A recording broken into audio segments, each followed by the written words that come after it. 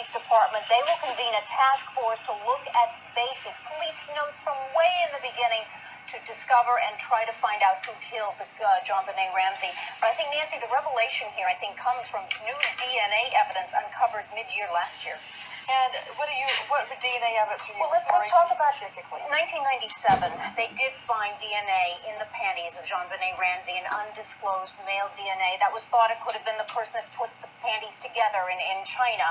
But last year, nuclear DNA testing of touch DNA testing was done and found DNA on the side of the long johns, on both sides, that was identical to the DNA in the panties.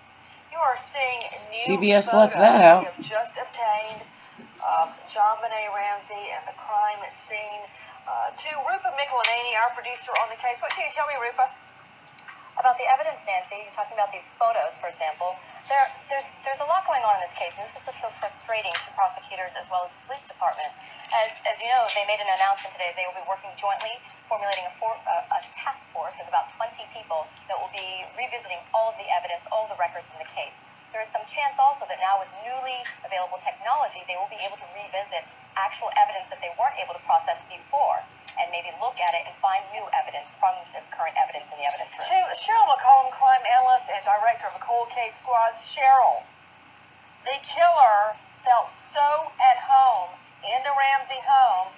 She wrote, I believe, a 5-page ransom note claiming to take the child away. Wrote a practice note as well. Come on, it was written with, let's see, Patsy Ramsey's Sharpie on Patsy Ramsey's notepad.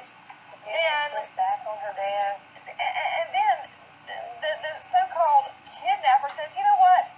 To heck with all the money. I'll just kill her here and leave her body. Right, all in the same house. And this killer felt so at home on Christmas Eve, he went up and down the steps, stayed in the home a while, went and found the pen, went and got her blanket, went and got a toy. Yeah, he was in no hurry to leave this house, this stranger. And don't forget the chronic vaginal injury. Explain. On the autopsy report, it explains in great detail that JonBenet suffered chronic vaginal injury, which means she was molested over a period of time. So again, this stranger would have to have access to her and then, harm her sexually and then come in the house and kill her at another time. To Dr. Joshua Perper, Chief Medical Examiner of Broward County, the investigative task force says that additional testing will be done. What testing do you believe that will be? Well, probably they are going to review the entire body of evidence. As it was indicated, there was some new evidence which was found recently, and most likely they would try to match the DNA to the national database.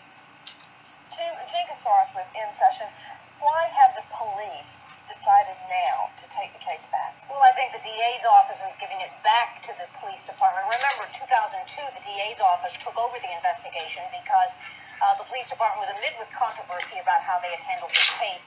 Now it's going back to where they believe it should be.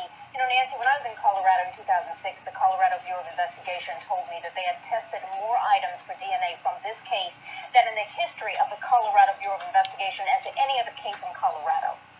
Jane, have they any new theories? Well, I don't think they have new theories, but they have new DNA techniques, and I think that is going to be central to this case. But can we only say this is a DNA case now, or can we still say that other evidence will lead to clues to find the killer?